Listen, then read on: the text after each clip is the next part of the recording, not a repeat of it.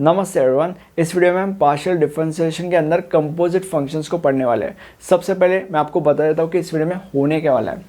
हम 3 न्यूमेरिकल्स को सॉल्व करने वाले हैं इन टोटल। सबसे पहला जो न्यूमेरिकल है वो थोड़ा सा चुन्नू मुन्नू सा न्यूमेरिकल है, जिससे आपको एक जिस्ट मिल जाएगा कि कंपोजिट फंक्शंस के न्यूमेरिकल्स को सॉल्व कैसे करते हैं। और उसके बाद की जो न्यूमेरिकल्स हम सॉल्व करने वाले हैं वो यूनिवर्सिटी पेपर में आने वाले न्यूमेरिकल्स है। ठीक है, एक्चुअली होता क्या है, कंपोजिट फंक्शंस के टोटल 2 टाइप्स के न्यूमेरिकल्स होते हैं। उन 2 टाइप्स में से एक टाइप का क्वेश्चन हमेशा यूनिवर्सिटी पेपर में आता ही है, तो उन दोनों टाइप के एक एक एग्जाम्पल सॉल्व करने वाला है। तो वैसे टोटल 3 न्यूमेरिकल्स हम सॉल्व करने वाले हैं, जिससे आपको पूरा का पूरा कंपोजिट फंक्शंस, ये जो हमारा मॉड्यूल है या ये जो हमारा टॉपिक है वो समझ जाएगा। और तुम्हें तो पता ही है, अगर आप ये वीडियो आखिर तक देखते हो या अगर आप मेरे वीडियो आखिर तक देखते हो और अगर आप मेरे नोट से थोड़ी सी भी प्रैक्टिस करते हो, तो आपको एग्जाम में पूरे के पूरे मार्क्स स्कोर करने से कोई नहीं रोक सकता। अभी हमारा सबसे पहला क्वेश्चन है, इसमें हमें करना क्या है।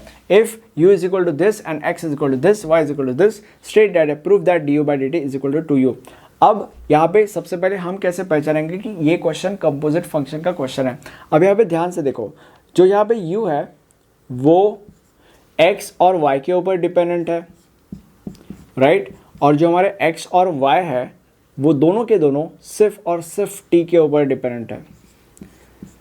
और क्वेश्चन में क्या दिया है, du बाई dt दिया गया है।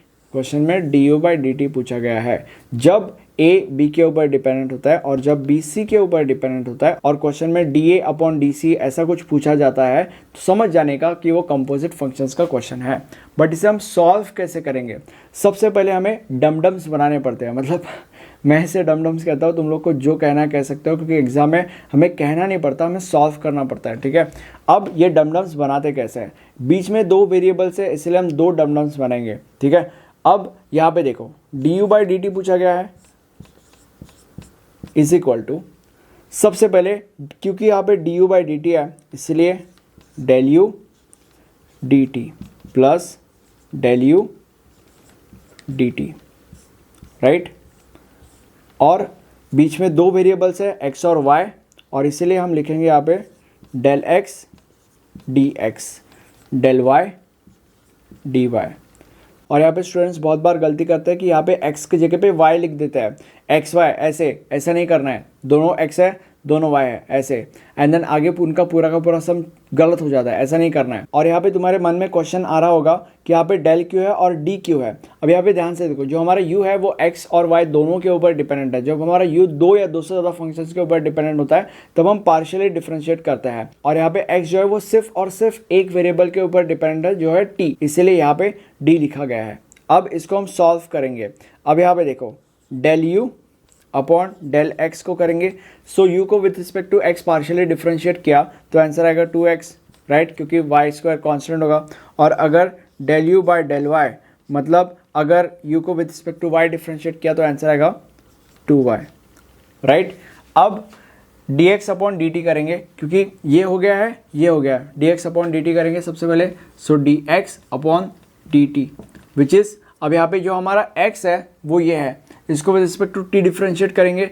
इसमें भी t है इसमें भी t है, इसलिए u v रूल लगेगा। u v रूल ये कहता है कि u मतलब e raise to t differentiation of v that is minus sine t plus v which is cos t differentiation of u that is e raise to t। ये यहाँ पे देख लो, वहाँ पे u v रूल मैंने लिखा है। देन dy अपॉन dt करेंगे। सो ये हमारा y है, इसमें भी u v रूल लगेगा क्योंकि इसमें भी t है इसमें भी t है, और हम विद रिस्पेक्ट टू t कर रहे हैं। सो u v रूल क्या कहता है, u differentiation of this that is e raise to t differentiation of sine t cos t plus v मतलब साइन t और differentiation of e raise to t that is e raise to t, खत्म। अब यहाँ पे हम directly answer निकालेंगे। du by dt पूछा गया है, so that is du upon dt is equal to this into this, मतलब 2x into this that is 2x into minus e raise to t blah blah blah, और इसके बाद plus du by dy that is 2y और into this. अब मुझे बताओ, क्या मैं cos t e raise to t e raise to t इसको मैं x लिख सकता हूँ? हाँ लिख सकता हूँ। और sine t e raise to t, मतलब इसको मैं y लिख सकता हूँ, हाँ लिख सकता हूँ. So basically it is x minus y, that is 2x और x माइनस वाई और प्लस 2y. क्या मैं इसको y लिख सकता हूँ, हाँ लिख सकता हूँ, और इसको मैं x लिख सकता हूँ, क्या लिख सकता हूँ, x प्लस वाई. इनको हम मल्टीप्लाई करेंगे, that is 2x square minus 2x y plus 2x y plus 2y square. अब यहाँ पे ये और ये कट हो जाएगा और बचेगा 2x square plus y square.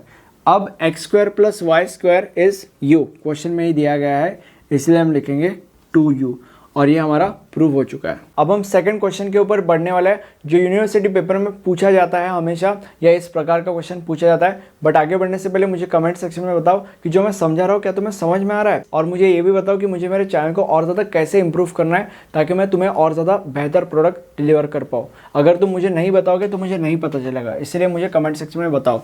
अब यहाँ पे क्या है, if u is equal to this, x is equal to this, y is equal to this, z is equal to this, find the value of this. अब यहाँ पे भी same है, हमें कैसे पता चलेगा कि ये क्वेश्चन कंपोजिट फंक्शन का है.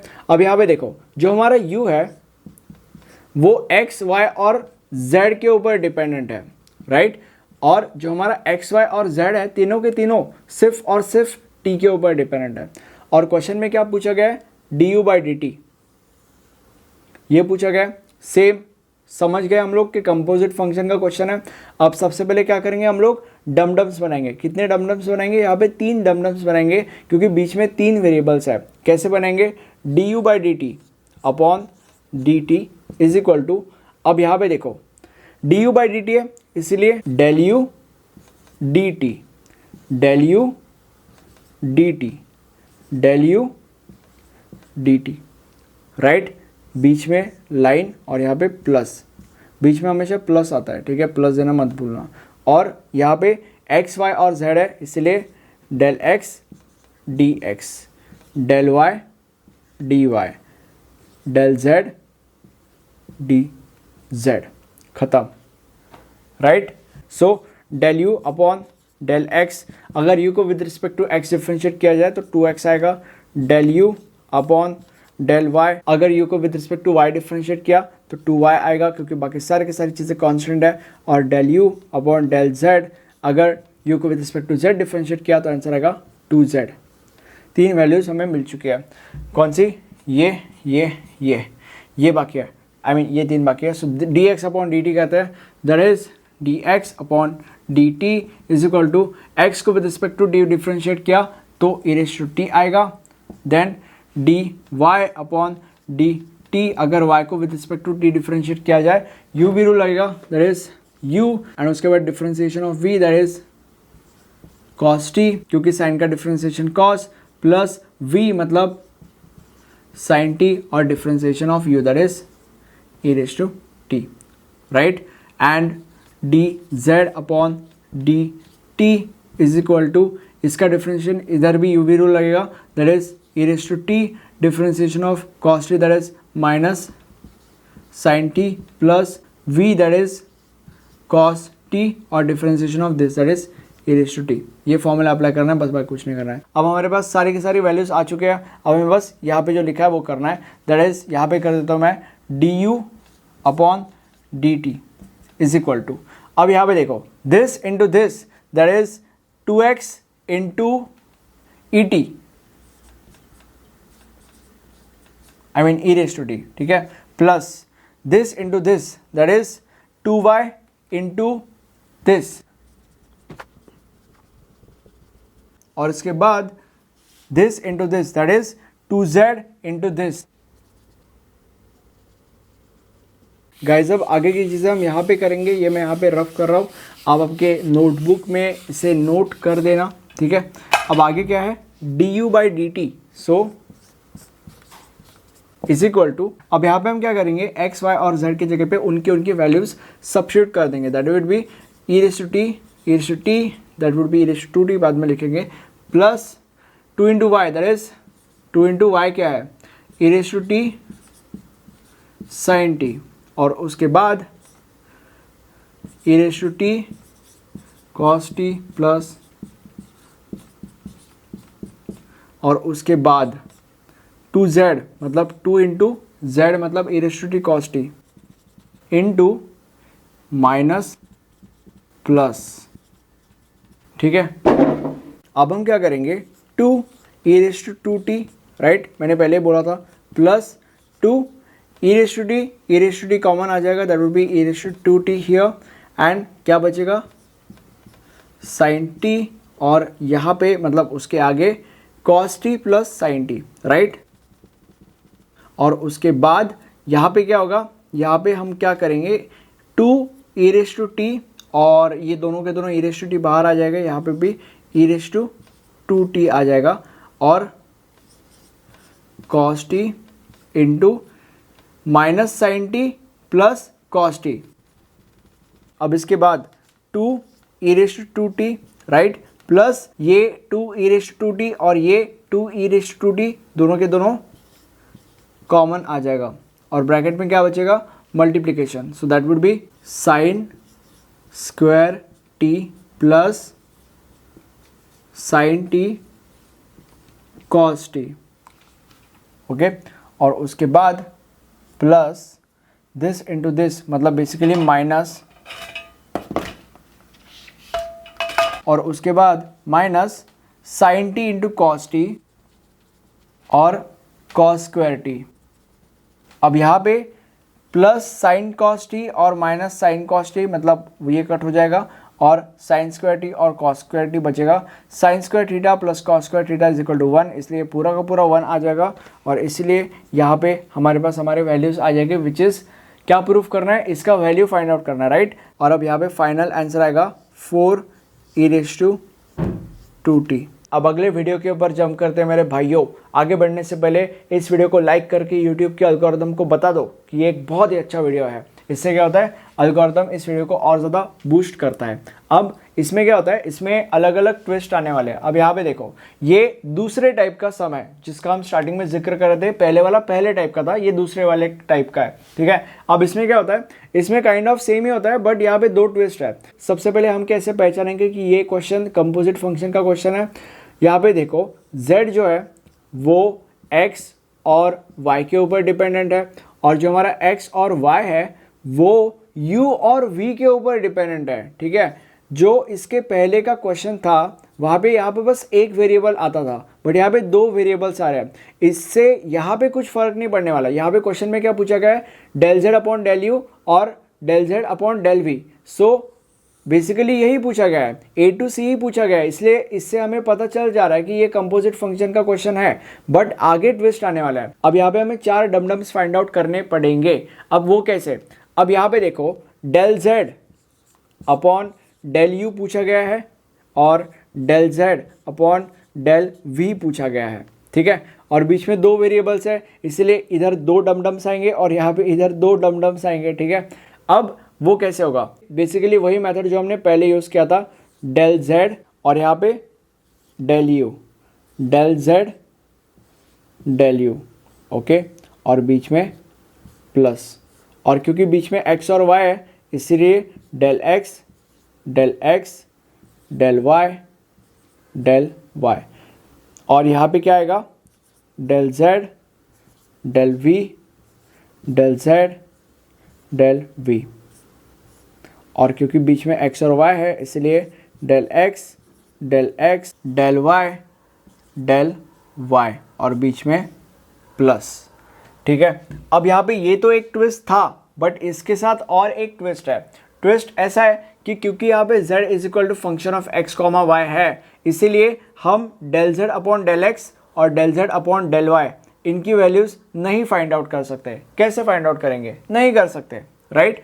इसलिए इन 4 की वैल्यूज़ हम फाइंड आउट नहीं कर सकेंगे, बट किसकी वैल्यू हम फाइंड आउट कर सकेंगे, इनकी वैल्यूज़ हम फाइंड आउट कर सकेंगे। तो करते हैं, सबसे पहले हम del x upon del u की वैल्यू फाइंड आउट करते हैं। So del x upon del u is equal to x की तरह ये दिस अपॉन u क्या होगा, e रेज़ टू u, क्योंकि ये तो कांस्टेंट होगा, and del y upon del u, del y upon del u is equal to e raise to minus u, और यहाँ पे माइनस, क्योंकि e raise to minus u है, सो e raise to minus u आएगा। और एक बार फिर से इसके साथ डिफ्रेंशिएट करेंगे विद रिस्पेक्ट टू यू, तो अगर माइनस यू को with respect to u differentiate किया तो -1 आएगा, इसलिए वो -1 का माइनस इधर आया, ठीक है। और ये तो कांस्टेंट है इसलिए 0, और उसके बाद ये del x upon del v, so del x upon del v that is x किधर है, एक्स ये है, इसको with respect to v differentiate किया तो ये तो 0 आएगा, इसको with respect to v differentiate करेंगे e raise to minus v, और ज़्यादा अंदर जाएगा, फिर माइनस वी को with respect to v differentiate करेंगे दैट इज -1, सो यहाँ पे माइनस आ जाएगा। और उसके बाद del Y upon del v, so that is y किधर है, वाई ये है, अगर इसको with respect to v differentiate किया तो क्या आंसर आएगा, माइनस बाहर आ जाएगा क्योंकि वो कांस्टेंट है, और अगर ई रेस टू वी को with respect to v differentiate किया तो आंसर आएगा ई रेस टू वी। अब हमारे पास ये सारे वैल्यूज आ गए, अब हम क्या करेंगे, del Z upon del U निकालेंगे। So del Z upon del U is equal to क्या है, यहाँ पे del Z upon del X, इसका वैल्यू नहीं निकाल सकते थे हम लोग, so del Z upon del X और into del x upon del U, so del x upon del U क्या है, ई रेस टू यू, और उसके बाद क्या है plus del Z upon del Y और into del Y upon del U, so del Y upon del U is minus E raise to minus U, और इसको अगर हम सॉल्व करेंगे तो हमें मिलेगा डेल जेड अपॉन, मतलब बेसिकली इसको थोड़ा सा सुंदर बनाएंगे, del x E raise to U minus, ये माइनस इधर आ जाएगा, del Z upon del Y और E raise to minus u. अब ये आ गया हमारे पास, अब हम निकालेंगे del Z upon del v, so del Z upon del v is equal to del Z upon del x into del x upon del v, del x upon del v is minus E raise to minus v, और उसके बाद plus del Z upon del y into del Y upon del v which is minus E raise to we. इसको थोड़ा सा सुंदर बनाएंगे हम लोग, so it would be minus del Z upon del x E raise to minus v minus, ये minus इधर आ जाएगा, del Z upon del y into e raise to we. अब हमारे फाइनल आंसर्स की तरफ जंप करेंगे हम लोग, ये मतलब basically L H S is equal to this minus this का हमने ये निकाल दिया था which is this, so del Z upon del x E raise to U minus del Z upon del Y E raise to minus U, और minus bracket के अंदर देते हैं this which is minus del Z upon del है Z, del Z upon del Z कैसे हो गया, oh sorry यहाँ पे एक्स आएगा, माई बैड यहाँ पे एक्स आएगा, sorry for that, so x and उसके बाद e raise to minus v और minus del Z upon del Y E raise to v, ठीक है।